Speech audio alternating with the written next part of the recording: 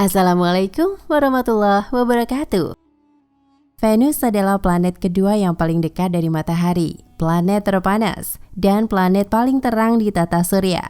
Venus kerap disebut sebagai kembaran bumi karena dua planet ini memiliki ukuran, massa, kepadatan, komposisi, dan gaya gravitasi yang mirip. Salah satu perbedaan signifikan antara Venus dengan bumi adalah Venus memiliki atmosfer neraka yang sebagian besar terdiri dari karbon dioksida dengan awan asam sulfat dan hanya sedikit air. Atmosfer yang sangat padat ini dapat merangkap panas sehingga Venus menjadi planet terpanas di tata surya dengan suhu mencapai 471 derajat Celcius. Selain itu, perbedaan lain antara Venus dengan bumi adalah matahari di Venus terbit dari barat, sedangkan di bumi matahari terbit dari timur. Lantas, apa yang menyebabkan perbedaan arah matahari terbit di Venus dan di bumi? Matahari terbit dari barat di Venus membutuhkan 243 hari bumi untuk berotasi pada porosnya. Ini membuat Venus menjadi planet dengan durasi rotasi paling lambat. Karena putaran yang lambat, inti logam Venus tidak dapat menghasilkan medan magnet seperti di bumi. Adapun medan magnet Venus adalah 0,000015 kali medan magnet bumi. Selain itu, dilansir dari Space, jika dilihat dari atas, Venus berotasi pada porosnya dengan arah yang berlawanan dengan kebanyakan planet. Dengan demikian, matahari di Venus akan tampak terbit dari barat dan terbenam di timur. Sementara itu, bumi yang memiliki arah rotasi berlawanan mengalami matahari terbit dari timur dan tenggelam di barat. Karena rotasi retrograde Venus yang unik, waktu dari satu matahari terbit ke matahari terbit berikutnya adalah sekitar 117 hari bumi. Sebenarnya Venus bukan satu-satunya planet di tata surya yang memiliki rotasi yang unik. Uranus adalah planet lain yang berotasi dengan arah yang sama seperti Venus. Dengan demikian, di Uranus, matahari juga tampak terbit dari barat dan terbenam di timur. Dmitry Bolikov, seorang ahli fisika yang sangat menggandrungi kajian serta riset-riset ilmiah mengatakan bahwa pintu masuk ke Islamannya adalah fisika. Sungguh suatu yang sangat ilmiah. Bagaimanakah fisika bisa mendorong Dmitry Bolikov masuk Islam? Dmitry mengatakan bahwa ia tergabung dalam sebuah penelitian ilmiah yang dipimpin oleh Profesor Nikolai Kosinnikov, salah seorang pakar dalam bidang fisika. Mereka sedang dalam penelitian terhadap sebuah sampel yang diuji di laboratorium untuk mempelajari sebuah teori modern yang menjelaskan tentang perputaran bumi dan porosnya. Mereka berhasil menetapkan teori tersebut. Akan tetapi, Dmitry mengetahui bahwasanya diriwayatkan dalam sebuah hadis dari Nabi Shallallahu Alaihi Wasallam yang diketahui umat Islam, bahkan termasuk inti akidah mereka yang menguatkan keharusan teori tersebut ada, sesuai dengan hasil yang dicapainya. Dmitry merasa yakin bahwa pengetahuan seperti ini yang umurnya lebih dari 1400 tahun yang lalu sebagai satu-satunya yang mungkin hanyalah pencipta alam semesta ini. Telah diadakan penelitian bahwa kutub magnet bumi hingga tahun 1970 bergerak dengan kecepatan tidak lebih dari 10 km dalam setahun. Akan tetapi pada tahun-tahun terakhir ini, kecepatan tersebut bertambah hingga 40 km dalam setahun.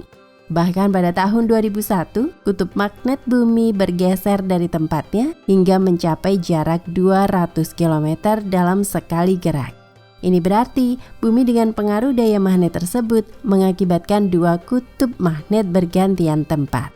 Artinya bahwa gerak perputaran bumi akan mengarah pada arah yang berlawanan. Ketika itulah matahari akan terbit atau keluar dari barat. Ilmu pengetahuan dan informasi seperti ini tidak didapati Dmitry dalam buku-buku atau didengar dari manapun. Akan tetapi, ia memperoleh kesimpulan tersebut dari hasil riset dan percobaan serta penelitian. Ketika ia menelaah kitab-kitab samawi lintas agama, ia tidak mendapatkan satupun petunjuk kepada informasi tersebut selain dari Islam. Ia mendapati informasi tersebut dari sebuah hadis yang diriwayatkan oleh Abu Hurairah, bahwasanya Rasulullah Shallallahu Alaihi Wasallam bersabda, Siapa yang bertaubat sebelum matahari terbit dari arah barat, maka Allah akan menerima taubatnya. Artikel ini tidak meramalkan kapan terjadinya kiamat, tetapi membenarkan bahwa matahari akan terbit dari barat, seperti yang pernah disabdakan oleh Nabi Muhammad SAW. Hari kiamat dipercayai sebagai hari akhir kehidupan di dunia. Saat peristiwa itu terjadi, semua amal kebaikan ditutup, dalam arti tidak lagi mendapat balasan dari Allah Subhanahu wa Ta'ala. Banyak hadis Nabi yang mengungkapkan soal peristiwa hari kiamat. Di antaranya adalah sebagai berikut. Pertama, hadis yang disebut oleh Ibnu Hajar al-Asqalani dalam kitab Fath al-Bari jilid 12 sebagai berikut, yang artinya, kiamat tidak akan terjadi hingga kalian melihat 10 tanda. Asap, Dajjal, binatang melata, terbitnya matahari dari barat, turunnya Isa bin Maryam, Ya'juj dan Ma'juj, 3 gempa dari timur, barat dan jazirah Arab, dan yang terakhir adalah api yang keluar dari Eden yang menggiring manusia ke mahsyar. Hadis riwayat Muslim. Kedua, hadis yang diriwayatkan Abu Bakar al-Jazairi dalam Aqidah al-Muslim halaman 194 sebagai berikut, yang artinya, ada 3 hal yang apabila telah muncul, maka keimanan seseorang tidak lagi berguna baginya jika sebelumnya dia tidak beriman atau tidak beramal kebajikan selama beriman, yaitu terbitnya matahari dari arah barat, Dajjal dan hewan melata. Hadis riwayat Muslim dan At-Tirmizi.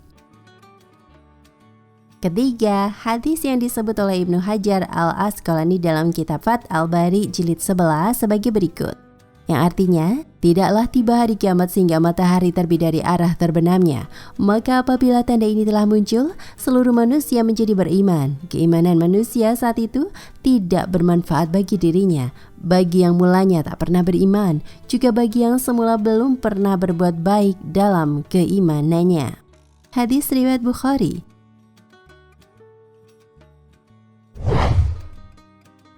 Keempat, hadis yang disebut oleh Ibnu Hajar al-Asqalani dalam kitab Fath al-Bari jilid 11 sebagai berikut, yang artinya, sesungguhnya tanda kiamat yang pertama kali keluar adalah terbitnya matahari dari arah barat, lalu keluarnya binatang dari dalam bumi kepada manusia pada waktu zuha, dari mana saja, dan di antara keduanya yang terlebih dahulu keluar, maka yang lainnya terjadi setelahnya dalam waktu yang dekat. Kelima, hadis yang disebutkan Imam Al-Baihaqi dalam As-Sunan Al-Kubra jilid 5 sebagai berikut, yang artinya, benar-benar akan datang kepada manusia suatu zaman di mana tidak ada seorang pun di antara mereka kecuali memakan harta riba. Sekiranya ia tidak memakannya, setidaknya ia terkena debunya. Itulah beberapa hadis Nabi tentang hari kiamat. Jika ada kejadian di masa sekarang yang sesuai dengan tanda-tanda kiamat yang disebutkan dalam berbagai hadis tersebut, belum tentu itu menjadi tanda yang pasti. Bisa juga kejadian yang sama akan terjadi di masa mendatang ketika Rasul sendiri tidak mengetahui kapan tanda-tanda tersebut terjadi. Hal ini sesuai dengan yang telah disebutkan dalam Al-Quran, surat Al-A'raf ayat 187, ketika Rasul SAW ditanya kapan terjadinya kiamat. Yang artinya, mereka menanyakan kepadamu tentang kiamat. Bilakah terjadinya? Katakanlah, sungguh pengetahuan tentang kiamat itu adalah pada sisi Tuhanku. Tidak seorang pun yang dapat menjelaskan waktu kedatangannya selain Dia. Fakhruddin Ar-Razi menyebutkan bahwa salah satu hikmah tidak diketahuinya waktu terjadinya kiamat adalah agar manusia tetap beribadah dan mencegah diri dari perbuatan maksiat tanpa memperhatikan kapan terjadinya kiamat. Yang artinya, adapun sebab dirahasiakannya kiamat dari seorang hamba adalah jika mereka tidak mengetahui waktu terjadinya kiamat, maka mereka akan senantiasa menjadikannya sebagai peringatan. Maka hal itu akan lebih dekat dengan ketaatan dan menghindari dari maksiat. Kemudian sungguh Allah Subhanahu wa Ta'ala menguatkan makna ini dengan potongan ayat, tidak seorang pun yang dapat menjelaskan waktu kedatangannya. Makna dari Al-Tajliyah adalah menjelaskan kedatangan sesuatu. Maksudnya tidak akan dijelaskan waktu kejadian tersebut secara terperinci kecuali Allah Subhanahu wa Ta'ala, yakni tidak ada yang kuasa menjelaskan waktu terjadinya kiamat dengan kabar dan pemberitahuan kecuali Allah Subhanahu wa Ta'ala. Lihat Fakhruddin Ar-Razi, Mafatihul Ghaib, Beirut Daru Ihya It-Turats, 1420 Hijriah, juz 15 halaman 423. Maka dari itu, cara bijak memahami dan mempertemukan hadis-hadis tentang kiamat yang berbeda-beda tersebut adalah dengan meninjau maksud Nabi Maqasidi ketika menyebutkan tanda-tanda tersebut kepada para sahabat. Saat itu para sahabat masih bertanya-tanya tentang kebenaran adanya kiamat. Jawaban Rasul Shallallahu Alaihi Wasallam dengan menyebutkan tanda-tanda tersebut bertujuan agar para sahabat tidak menghabiskan waktunya untuk selalu memikirkan kiamat.